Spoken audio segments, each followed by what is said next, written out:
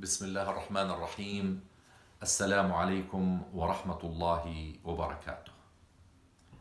One day, a wealthy man was driving his very expensive car on a relatively empty street, and all of a sudden, he heard a big bang on the side of his car.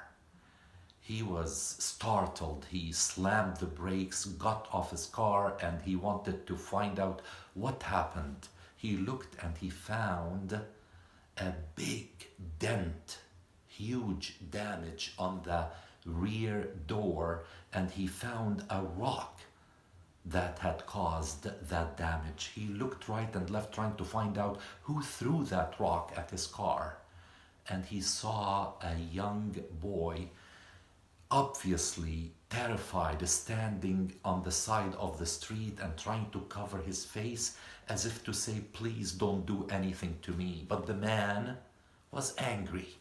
The man ran towards that boy and took him by the shoulders and started to shake him. And then he said, why did you do this to my car? Didn't you see that it's an expensive car? You will not be able now, neither you nor your father will be able to fix my car for me. The boy said, sir, I want to tell you. Tell me what, the man said.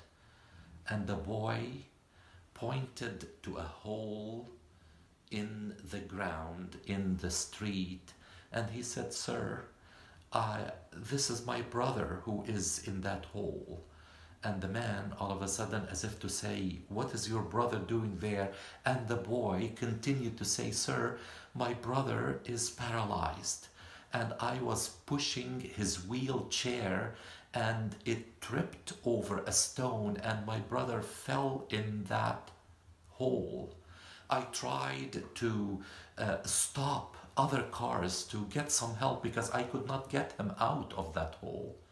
And nobody would stop to me. I was waving, nobody would pay attention to me. Finally, I thought the only way to attract someone's attention is to throw that rock. I'm sorry, sir. If you help me to take my brother out of the hole, I promise you, I will show you where our house is and then you can go, and my father, I promise, will be able to fix your car. Obviously, the man was shaken. He rushed to that hole and he helped that paralyzed young man who was the older brother of that boy, and he helped him to his car, and then he asked the boy to sit beside him and he asked them to show him where their house was, and they went there. And then, the man took the wheelchair that he had stored in the trunk of the car and put that paralyzed young man on it, and then wheeled it all the way to the entrance of that very modest house. And then he was about to leave and get to his car when the boy said, sir, aren't you going to see my father? I promise you, he will fix your car.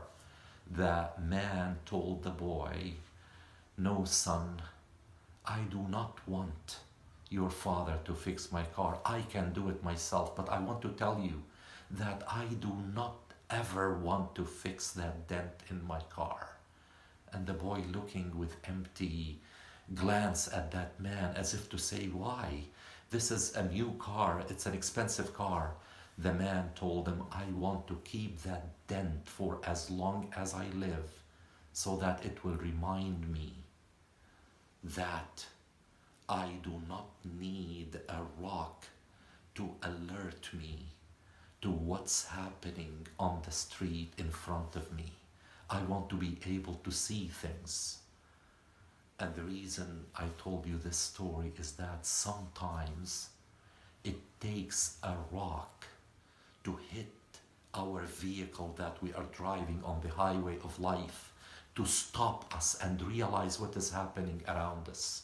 That can be an illness, it can be the loss of a loved one, it can be a pandemic, it can be something that brought the entire world to a halt as if the world applied and slammed the brake and saying that, what happened to our economy, what happened to our life that we were used to.